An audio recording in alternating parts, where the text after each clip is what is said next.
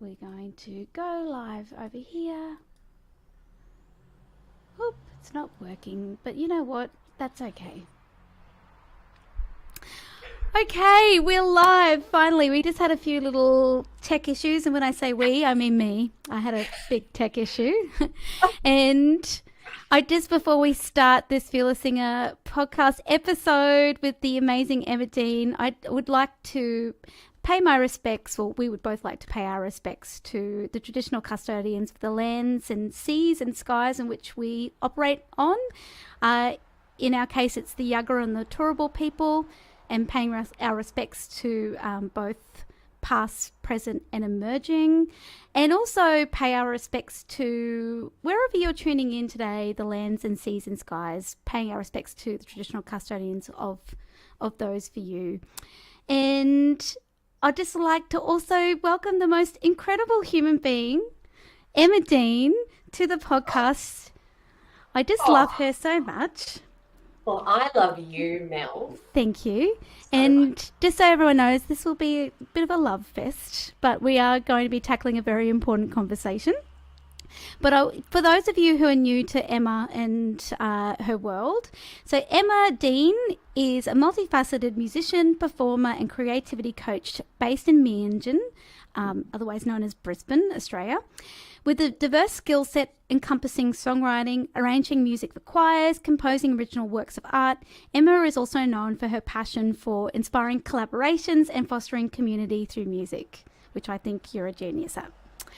As the founder of the renowned community choir Cheap Trill, Emma has dedicated herself to using music as a powerful tool for cultivating connection and positivity. With over 20 years of experience in the industry, Emma brings a wealth of knowledge and expertise to her role as a creativity coach and music educator. Whether she's guiding individuals through transformative creative projects or helping them implement healing creative practices, Emma's mission is very, very clear, and that is to spark creativity, confidence, and magic in the lives of those she works with. And I just want to add another C word to that. I hope no one's like, oh, things are going to get a little bit serious here. Well, you do have charisma, uniqueness, nerve, and talent. Thank you, as RuPaul likes to say. But also, I feel like what you do beautifully, because I've had a creative coaching session a few times with you, and that is you help spark that curiosity. You know, when things come up in people's practices and their lives, you have a lovely way of saying, now, that's an interesting thing to sit with and question. You know, let me help you follow a thread with that, which is really beautiful. So that's a bit of feedback for you. Oh my gosh, you've just filled me with such love and joy just from that intro. And you wrote that bio, didn't you? Yes. I might have to steal it because it's really good. Thank you. Are always welcome. I love writing people's bios. Just putting it out there. If anyone needs help with their bios, just give me a few dot points. I'm not going to lie, it's a combined effort between me and ChatGPT. We're colleagues. We're writing partners. Oh yes, I forgot about that. Yeah, Of we course we will do that, yes. ChatGPT is like my work colleague. I go, hey, how does this sound? Does this sound okay? Is it a bit clunky? And it goes, sure, I can make it less clunky. And then it goes, spit something out, and I go, oh, it's close, but then I go and tweak it, you know. And it's nice because you feel like you've got someone you're collaborating with. It's a really beautiful relationship you're fostering there. I approve. If I could take ChatGPT out for coffee, I would. Yeah. Ooh. Yeah, no, who knows where that could lead. Could lead anywhere. Wow. Maybe we can create AI boyfriends one day. Yeah. Or girlfriends. Yeah. I don't think it's that far away. No. Which is a scary thought. No, it's true. Yeah.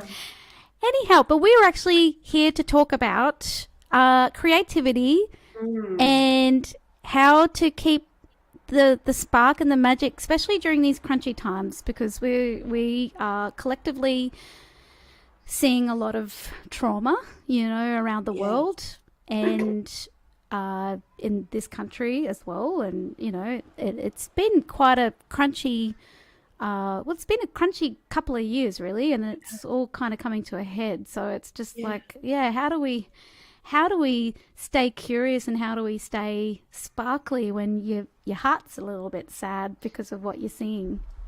That's right. I mean, what a great question to talk about. And I think, you know, the world has probably always been really crunchy, and has always gone through big periods of crunchiness and heartache. But now with social media, it's just in our face constantly. And that's a great way to be kept up to date and informed. But I also think it can add to just, this collective kind of trauma that people are kind of carrying because terrible things are constantly in our feeds. And yeah, and it's really difficult. Like it's really, really challenging times for so many people. And so how do you kind of keep the sparkle or the creative curiosity alive? It's interesting because I've had uh, a few of my friends and family who are very creative people say to me, I just don't feel right about sharing my art on social media right now. It feels frivolous. It feels like it's almost like it's insensitive. And I totally get that. Um, totally get that. But I also think that it is what the world needs as well. The light and the shade, I think we need that balance. And what a shame it would be if we were so bogged down by the trauma and the heartache in the world that we stopped creating altogether. I kind of feel like at these times, this is what we need most of all. And our art doesn't always have to be informed by political situations or war or violence or heavy themes. It doesn't always have to be about that stuff for it to be meaningful. There is just as much call and need for light and joyful and happy and sparkly art as well. Art that addresses the full range of human emotion. So I haven't really answered your question as to how to go about remaining like creative, but I think you hit the nail on the head when you talked about curiosity.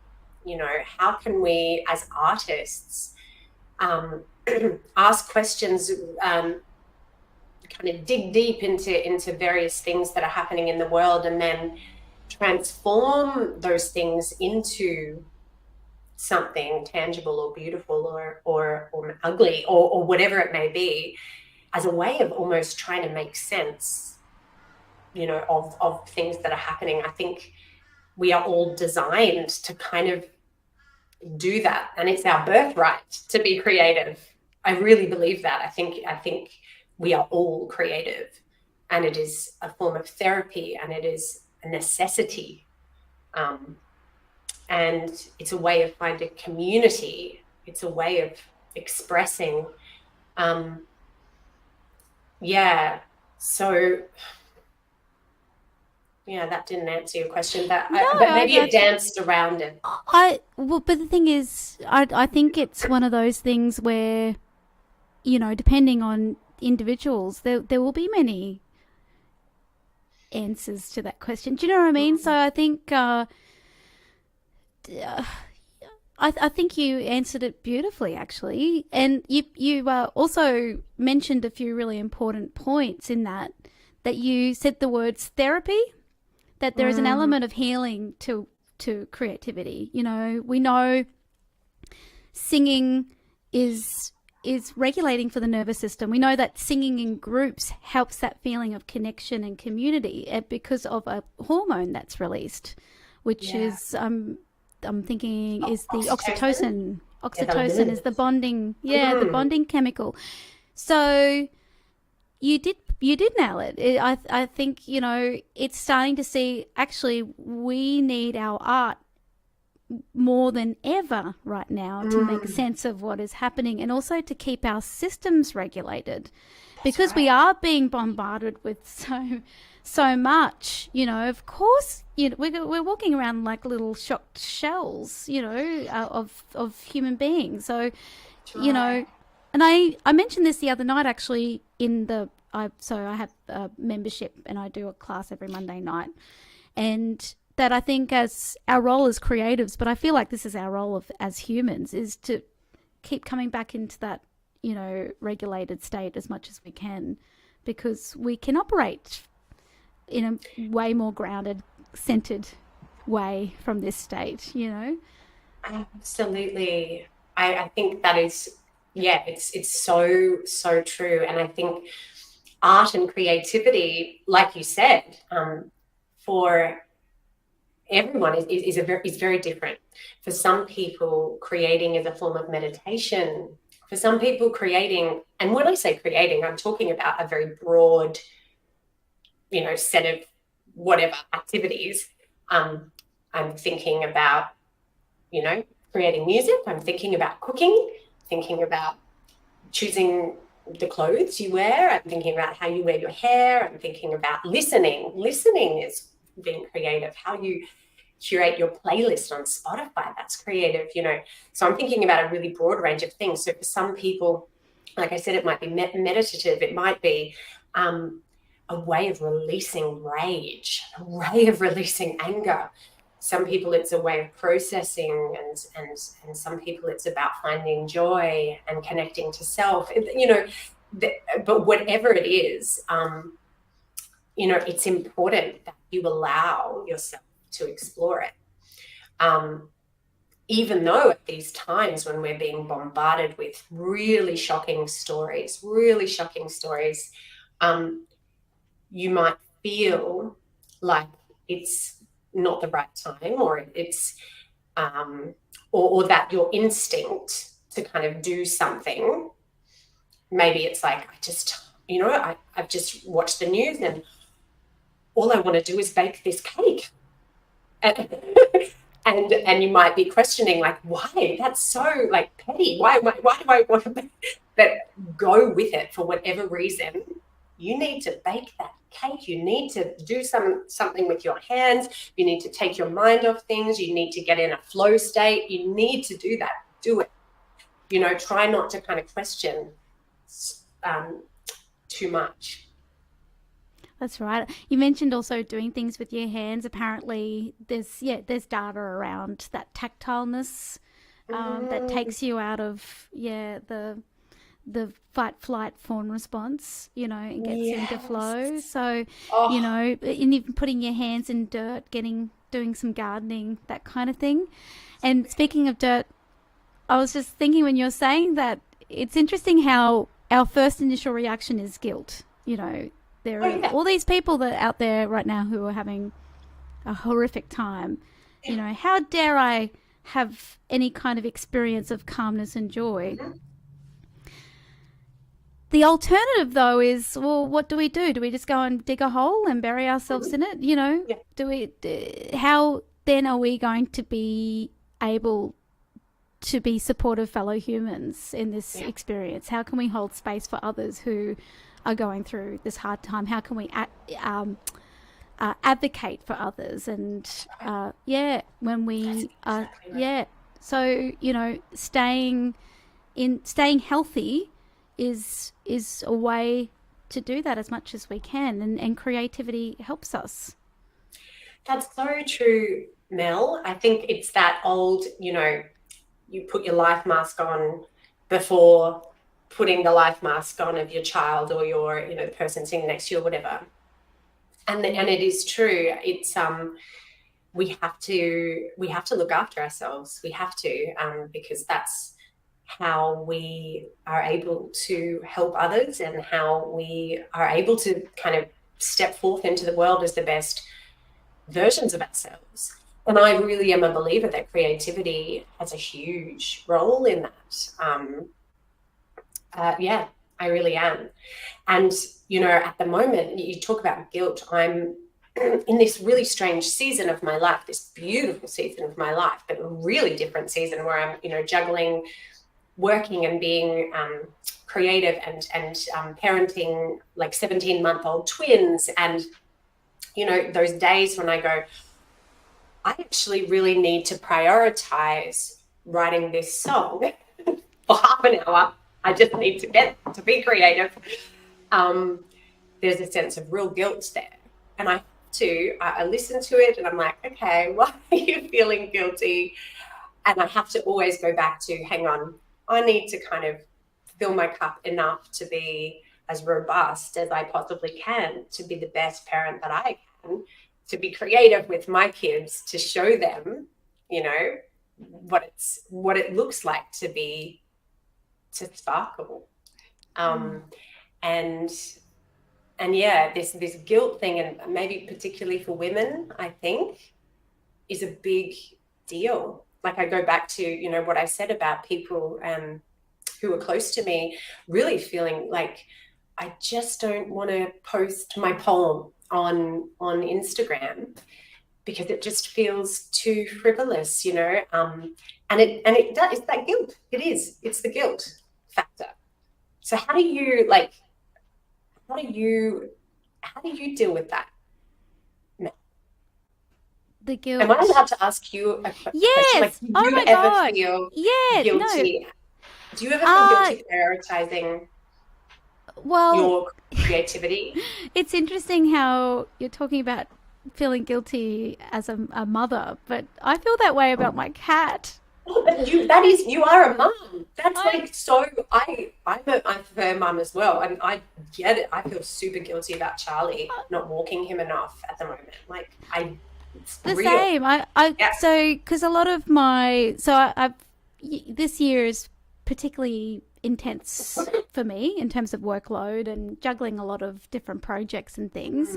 Also, I've got quite a big coaching load with my one-on-one members, which is Monday to Wednesday, so it's jam-packed. And then Thursday usually is a bit of recovery, followed by, you know, doing more, you know, content and getting podcasts made, you know, that kind of thing. And I just feel like I'm always sort of sitting at my computer, and there is a guilt that comes up around my cat that always seems to look depressed, but I think I am projecting onto him. But I think, oh no, he's not being stimulated enough, even though I've bought such ridiculous things. Like there's a bloody 5-foot pole in my living room. It looks like a stripper's pole, but no, it's a cat. It's a cat pole. On Instagram, yeah. And you know, and then I take him out for little walks on his lead and stuff like that. And you know, we occasionally have to run away from scary looking men in my neighborhood. Anyway, that's a little bit of ginger thrown in there. And yeah, so I do feel guilt around that. And also too, I feel guilt around, sometimes I feel a little bit of guilt around, I just never, like, I think one of my underlying beliefs that I need to work on is just this belief of not being enough. And that's why I do operate at, you know, 110% sometimes, because I just don't think, you know, always don't think I'm doing enough, you know.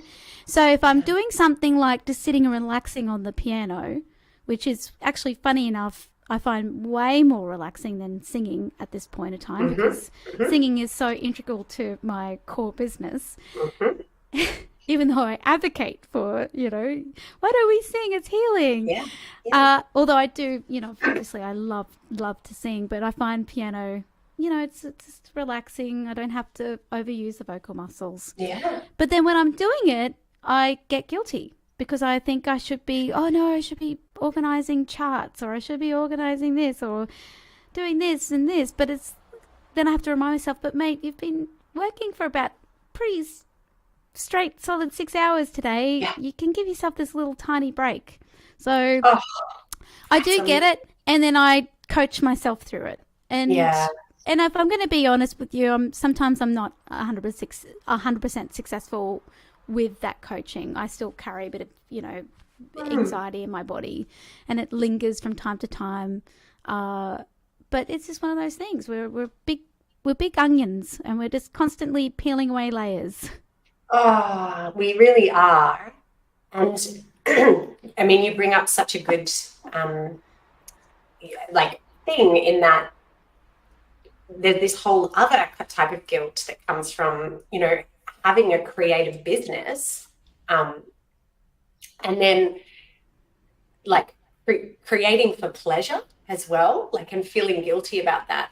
And I think it's so interesting because when I think about when I was little and why I started creating, and I dare say it's probably very similar to why you started creating and why you started singing and dancing and, doing whatever we did. It was because it made me happy. Like, made me happy. It made me feel really connected.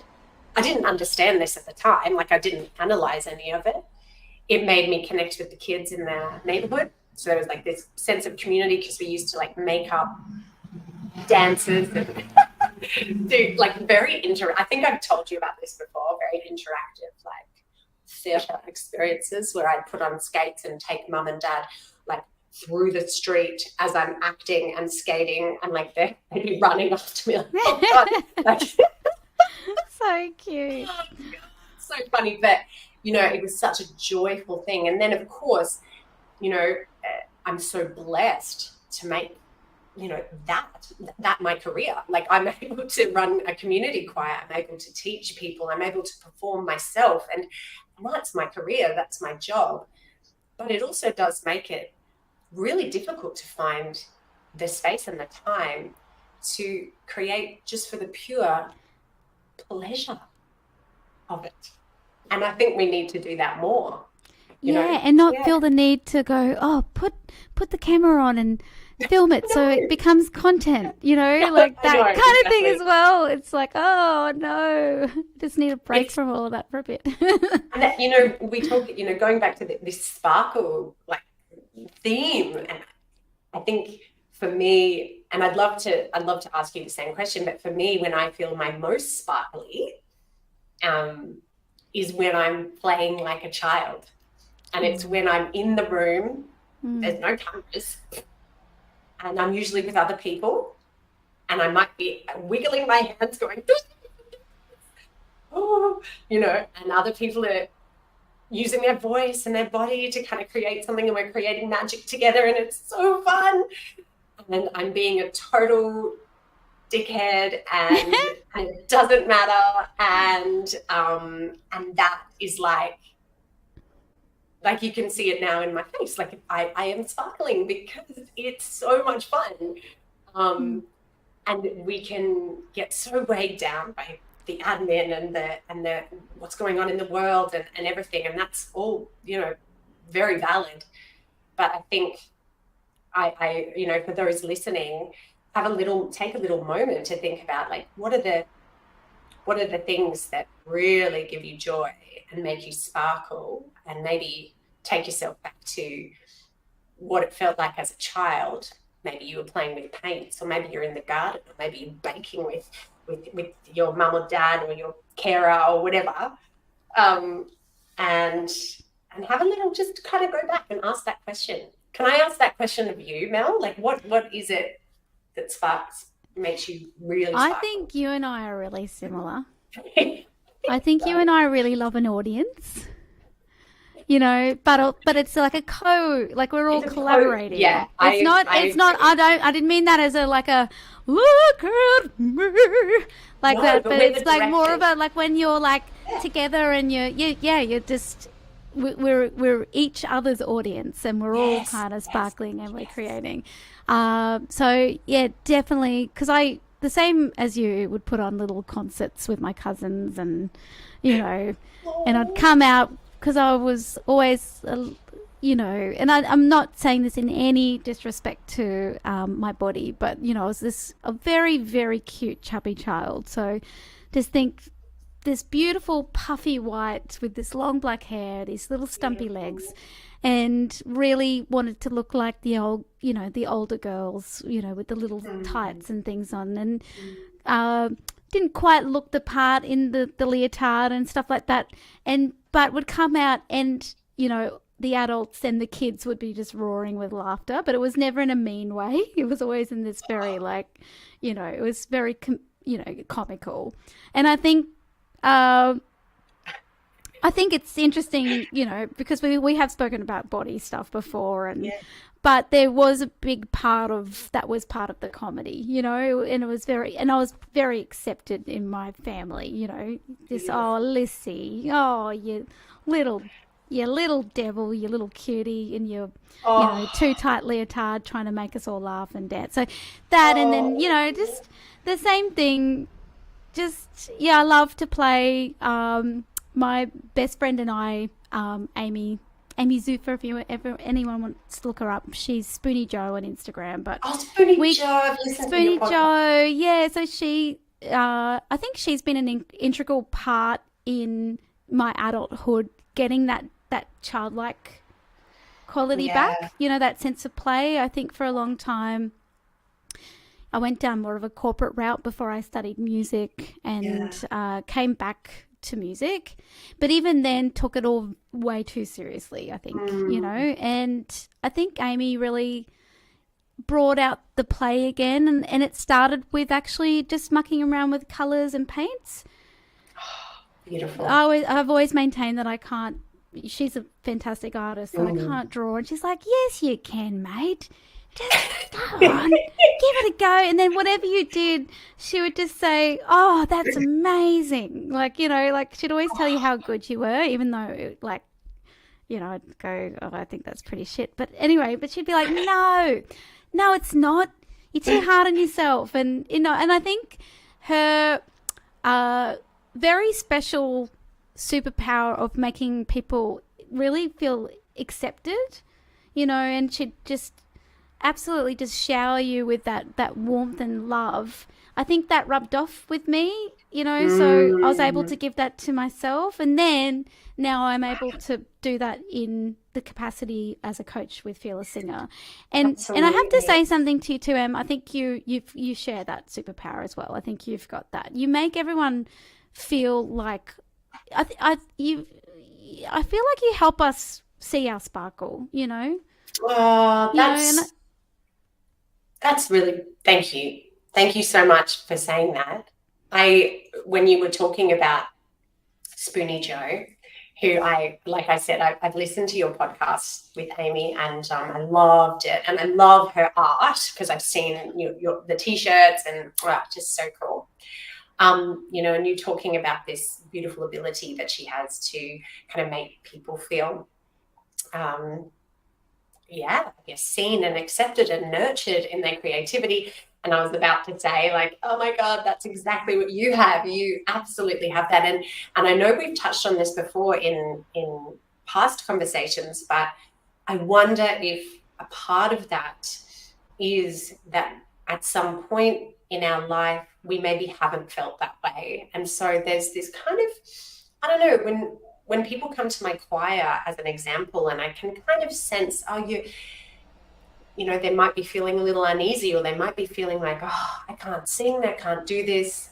I just know how that feels. I know that feeling of like walking into a space and not feeling like I'm good enough or like that I belong. So I can identify that. I know how it feels, and therefore have, I guess, a way, and I don't even really know what it is. I've got a few ideas, but of making people kind of hopefully feel empowered and helping them to shine, really. And the older I get, and I've been doing a lot of self reflection in the last few months, because, you know, there's this my life has changed so dramatically. The speed in which I can work has changed so dramatically.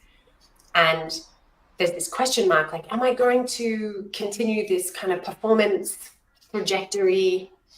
What are my dreams there? And I love performing. Oh, I love it.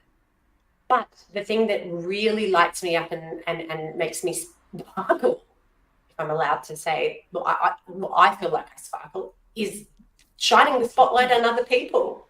It's really like that's like the greatest gift and the greatest joy in my life is, yes, I am writing arrangements for my choir. Yes, I am writing music, and I'd love to do that more, writing music for other people to sing and for, but kind of going, here, let's play with this. I've written this. Let's have a play. Let's da-da-da. And now the spotlight's on you. Shine, baby. Shine. Like that. I that love is, that. it just. You are so that. Oh my gosh. I saw you recently at the junk bar, and I was just, I just look. Sorry, I hope this doesn't all just sound like a massive big love bomb session, but no, I did. I was so inspired by you. You just operate on a different level. It is if I dare say it, it's like a magical realm. It's like you're in this beautiful little esoteric bubble, and you're like Glenda from the Wizard of Oz. And you actually did look like Glenda that night. You had this beautiful pink dress on with the little red, yeah. What is that? What is that type of stitching? It's very Greek. It's It is, isn't it? But yeah. I do not know. But I know, yes, you're right. And then I've seen, and so it was very inspiring to watch, yeah, it's interesting because a lot of the times, I'm very appreciative of people's performances, and I love it. I sometimes sit and I don't know, like my mind will tend to sort of drift to things I need to do and stuff like that. Yes. And that's not in any way because of them. It's, but yeah, that particular night that I went, I was so tired. I wasn't even functioning. And I was even to a point where I was like, oh, I just stay home.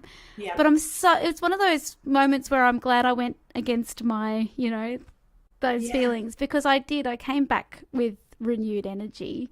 And just really inspired. You took us on a journey the whole way, and then I've seen you shine, obviously, in that capacity. But I've also seen you shine playing piano or violin for other artists, And then of course seeing you in your role at Cheap Trill and your amazing brother as well. You both are just earth angels.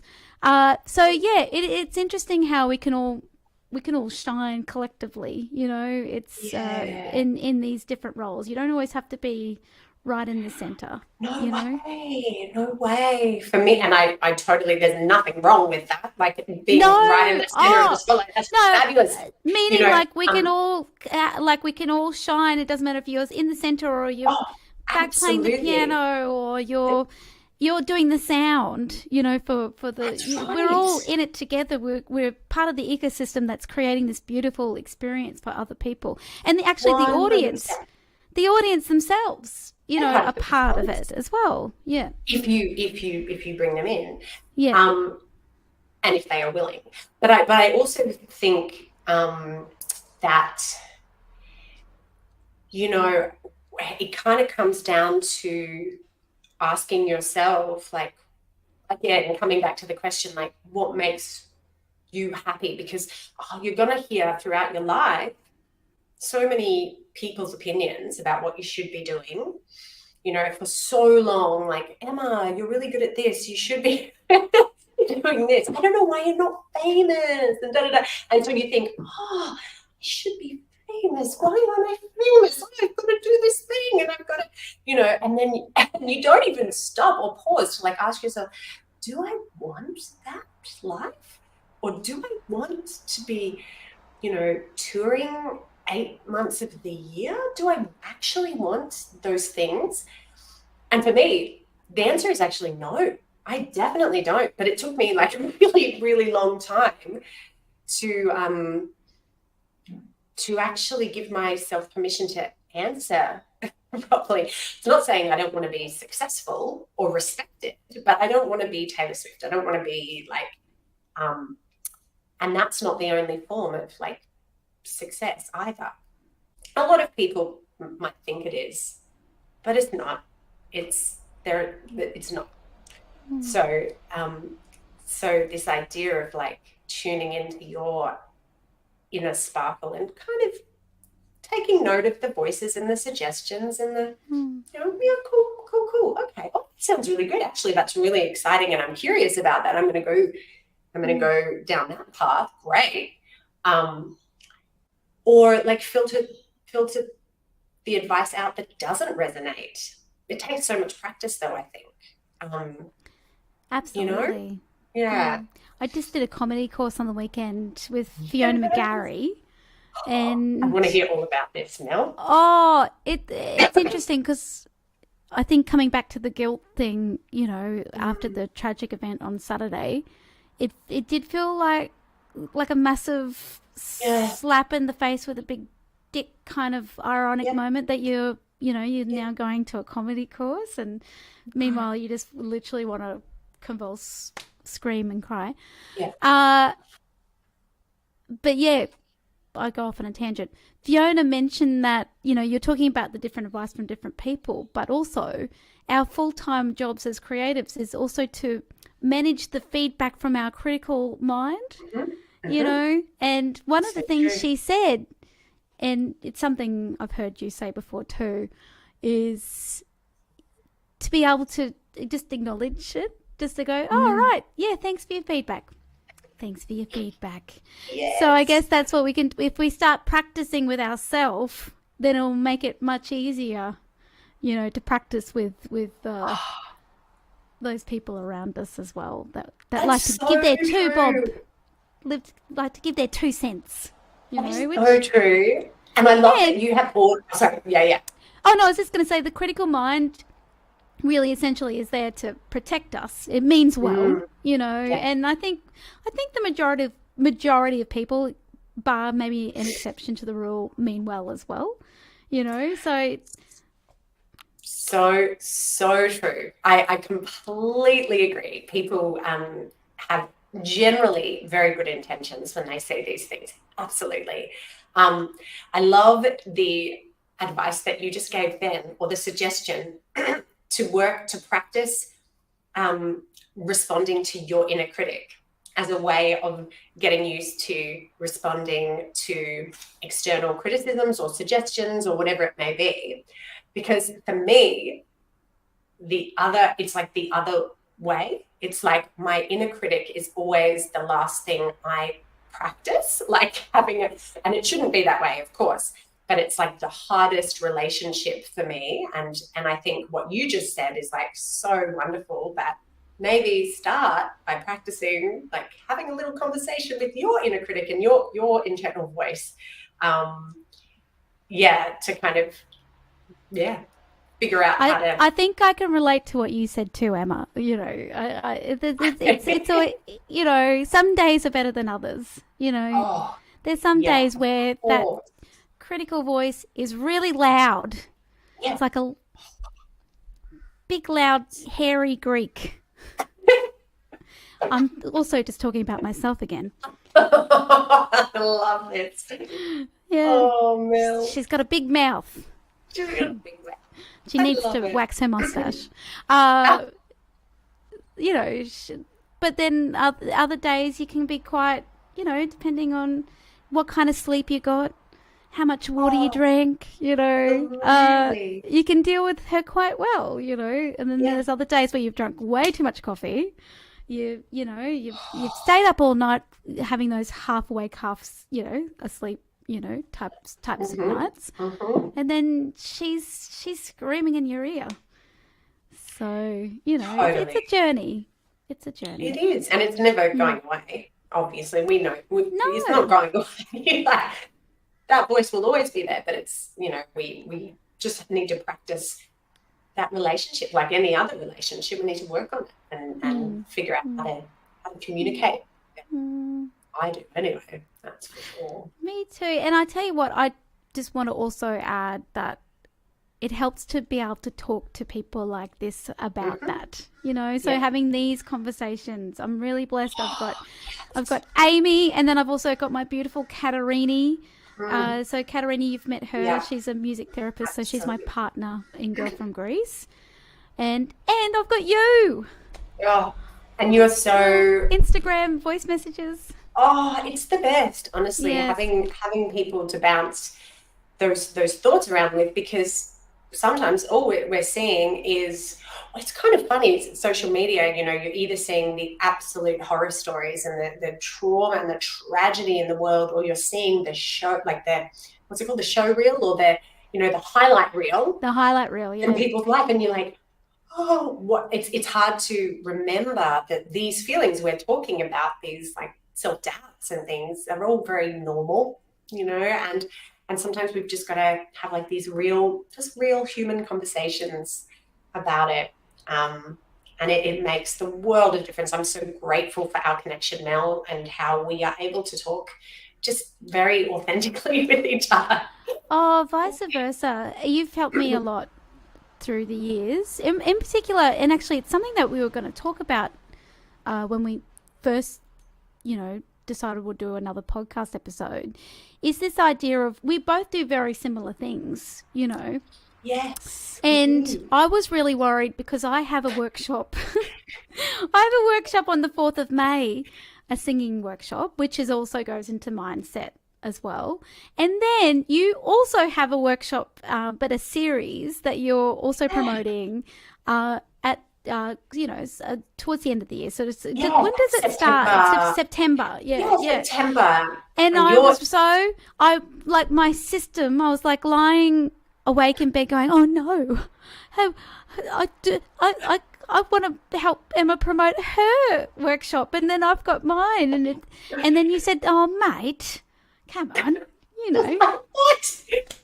I know, God, but that's it. So beautiful though, like that. Well, the idea of, but the thing is, and it's interesting. It's an interesting thing because, if it was the other way around, it wouldn't even enter my mind. It would just be the same thing, but this idea of, taking away or impacting on negatively on someone else's project. Oh my gosh. But the reality is, and I know the truth, the overarching truth is that there's more than enough opportunities for all of us. We can all coexist and we can all support each other, as musicians, as creatives, as coaches. So do you want to talk on that for a little bit, that idea of we can all coexist and we can be part of this beautiful fabric? Absolutely. And just to put that into context, so Mel is a guest teacher at my workshop, and you were so beautiful, Mel, like just the way you approached it. I just want to be really transparent with you. I've got this workshop coming up, and I'm going to, like, you were so beautiful and genuine. And like, I guess I was so taken aback by how thoughtful you had been in trying to figure out, how do I promote my workshop and also Emma's. And firstly, I think my response was like, promote your workshop. Like, my workshop is ages away. Plus, it's my responsibility to be promoting it, and like, you are just so generous with the way you share things. And then we started discussing, this idea that we do a similar thing, but we're also very different. And there's absolutely enough to go around. And we are big believers, I think, both you and I, in celebrating particularly women who are doing great things in the industry, and men, of course, and people. But I think maybe both of us, and I won't speak for you, but certainly for me, I've had experiences where I felt very torn down by people within the industry. And that's really been very scarring. And so you kind of, for a period, you think, and people tell you, don't, hold that one close to your chest, Emma. Keep that one close to your chest. You don't want to be letting that idea out because that person might steal it, or like, don't be promoting that person because that they might kind of get really big and da. And it's like, what? This this is crazy. This is no way to live. This is terrible. I want to be like applauding and celebrating people who I genuinely think are doing wonderful things. And I hope that that's what people will do for me. I'm very lucky to have reached this. I'm 40 now, and I have this really beautiful collection of female friends, all like not like a little group, all kind of very spread out, who we just lift each other up. I've got my 4 Rainbow Bop ladies, who Rainbow Bop is a kids project that I'm the music director of, and we all celebrate each other, and it's just wonderful. I have you, Mel, I have Sam Buckingham, I have a wonderful artist called Jenna Robertson, and I have a bunch of other people, and we just, we just lift each other up. And it's those people I feel like I can really turn to and say, hey, this great thing happened. Can I share it with you? And they're going to bloody be there and like have a little pop the champagne, and I have to say that, I guess your success is my success. I take it, I live vicariously through all my mates. Like I just honestly, you say that when you said that, because you're doing such marvelous things, you've got some really cool projects on the go. The Rainbow Bop, you've got your creative coaching business. And by the way, we'll talk a little bit more about it at the end, but Emma's got a wonderful series called The Creative Colonic. It's so good, and we'll talk more about what that is.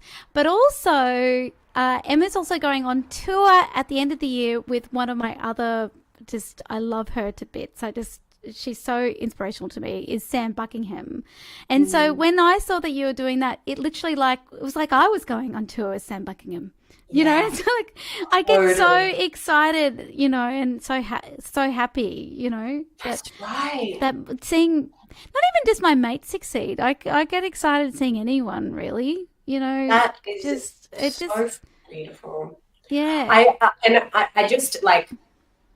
I just want to have a moment here to also just address that I do definitely still get FOMO. I think that's part of being human. And also too, the thing I would also say to that is, what kind of sleep did you have? How many cups of coffee did you have? There could be also like a lot of physical things that have led up to that. And also, or what's happening. It might not be just, there's always a bigger reason for it. It's never, it's not a jealous kind of, I wish I was doing that instead of that person. Or actually, that's not even a bad thing either. It's like data. It's like saying, you're going, I want that. I really want that. Yeah, absolutely. And it's what you do with those feelings anyway, having them is very human. Like you said, it's a very human thing to kind of have the FOMO, have the little pangs of jealousy and go, I wish it was me, but it's what you do with it then. I think that really matters. Are you going to kind of not talk to that person, or are you going to make sure you never share any of their work because or are you going to kind of go, I wish I was doing that. Well, good for them. That's freaking awesome, and but again, all of this stuff takes practice. And am I perfect at it? Hell no way. No, that's it. It is. It is a daily practice, isn't it? It's goalposts change. We're forever just you think it's interesting. I've just been going throughout, all the Mercury retrogrades and the eclipses going, it doesn't really impact on me. Mercury retrograde, whatever. That doesn't apply to me. This last eclipse, I'm like, yuck! I didn't know that about myself. That kind of thing. Or things have come up and you're just like, but it's been it's so painful. I'm not going to go into details, but at the same time, so needed. It's like, oh, thank you for this bit of a purge, and it's given me the data that I need to be curious to go, okay, why did that happen? Asking those questions. What is it that I actually want? Who do I want to Yes, be? You come back to those fundamentals. So I think absolutely. it's, when these things come up that we see the shady side of ourselves, the shadow, Mm, part of that integration is just going, oh, hello, oh, yeah, I can see you. yeah, What do you want? yeah. What do You you know, want? What oh, do you want? what do you want? Oh, yeah, great. Okay. All right. No, I see, I hear. I love you. That kind of thing. Yes, So we're not just like so true. these walking Pollyannas because that would make us pretty bloody boring. No offense to Pollyannas out there. Absolutely. Yeah. Boring. Yeah. Oh my Uh, gosh.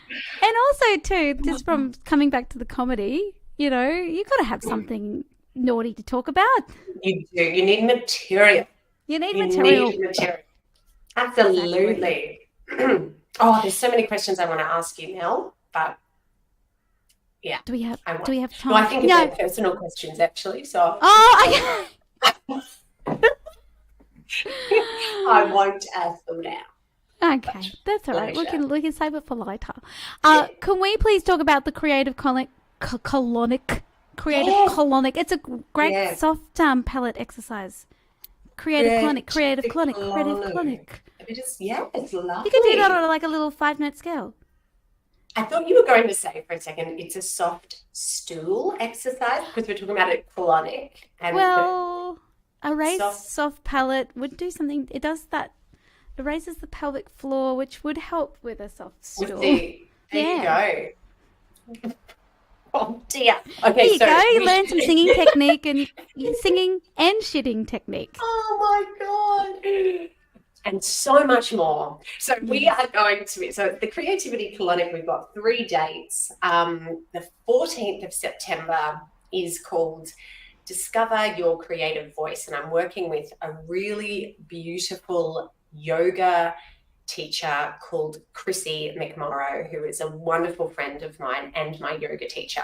She's also a breathwork teacher. She does and voice work, and she does a range of amazing delicious practices that we're going to be doing on the day in the morning. And then we're going to just delve into the world of creative play. So, and that will be not just music. It might be a bit of art, might be some writing, some creative writing, and all sorts of things. It's going to be just a lot of fun, a bit like a sort of playground situation. So that's the 14th of September. On the 28th of September is the joy of singing with Mel Laveris. So Mel is going to be my very special guest coach, and she'll be teaching all of the wonderful things she knows about using your voice, about singing, about performing, about mindset, and delving into that. And then what I plan on doing is some small group singing work. A lot of people have expressed interest in small group harmony singing, but as well as getting feedback on their solo voices as well, if that is something that they're interested in. So it'll be a beautiful full day of singing.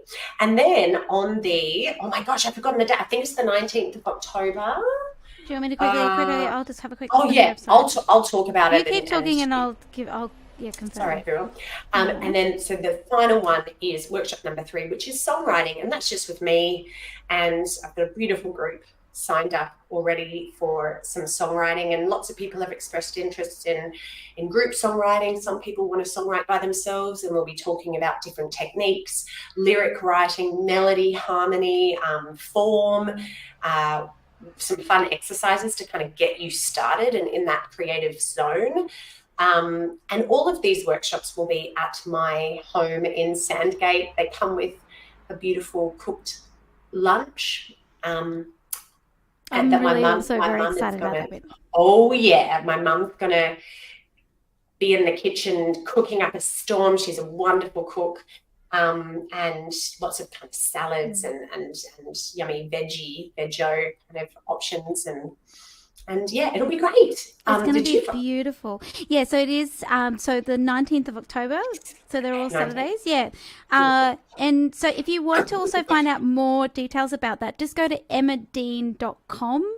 Yes. If you go to Emma Dean Music on Instagram, Emma has a link in her profile that you can go to. But also too, just never be afraid to reach out to either of us for information. Please. We love a good old chat, don't we? Absolutely. I'm so happy to answer any questions about the workshops, and they're suited to people who have had. Well, the workshop number 1 and workshop number 3 in particular are suited to people who have had absolutely no experience, and up to people who are very experienced. So it's a broad range. Workshop number 2, you just need to be comfortable with people hearing your voice really in a small setting, but you don't have to have any experience, but just to know that you will be singing and people will hear you, and to be comfortable with that. We'll be creating a really nurturing space. Oh my gosh. If there is, you do have that desire, you go, but I still don't feel like I'm ready. Just know that you'll be nurtured. You'll feel, the warmth. And I was just going to say too, just to get an idea, you can actually get all 3 workshops together for $547. So one workshop is $227. If you want to do 2, it's $387, and you save $67. And for 3 workshops, it's $547. So that's probably the way to go. I'm definitely signing up for the.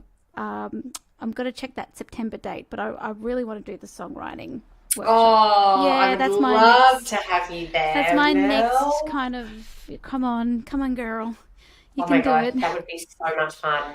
I'd love to work with you in that way. Let's do it. Yeah, me too. I'd love to work with you. No. And if it's okay, I just want to quickly plug a few things as well. So, yes, if you could, please go also follow Emma on socials. So Emma Dean Music on Facebook as well as on Instagram. More details about the workshop at emmadean.com. That's DEAN, Emma, EMMA. Oh my gosh. EMMADEAN.com. Yes. I just want to quickly mention that tonight we have the Fearless Singers Showcase. So if at Seekers, can you keep a secret? And it'd be really nice if you are in the neighbourhood, you like to come in and support some beautiful, beautiful talent, do their thing, come in and hang out with us. It's a lovely space. And then on Sunday, the girl from Greece, we have our Saloni session. And Saloni actually in Greek means your good living room. And this actually, where I'm sitting, was my family's Saloni. And so it's very much about come to you're our special guest, and let us shower you with Greek music. And so that's beautiful. That's at It's Still a Secret, and that's on Montague Road, so across the road from the milk factory. And we start at 2:00, and it'd be lovely to have.